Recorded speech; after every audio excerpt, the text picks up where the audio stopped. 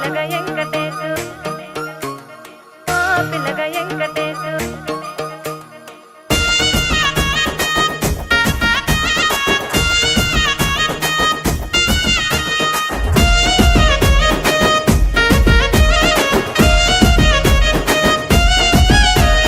సిద్ధిరాల మనసు నాది చిన్నగా పోతుంటావో చూడక పోతుంటావో ఇంట్లో చిన్న దాన్ని నేను సిద్ధిరాల దాన్నితో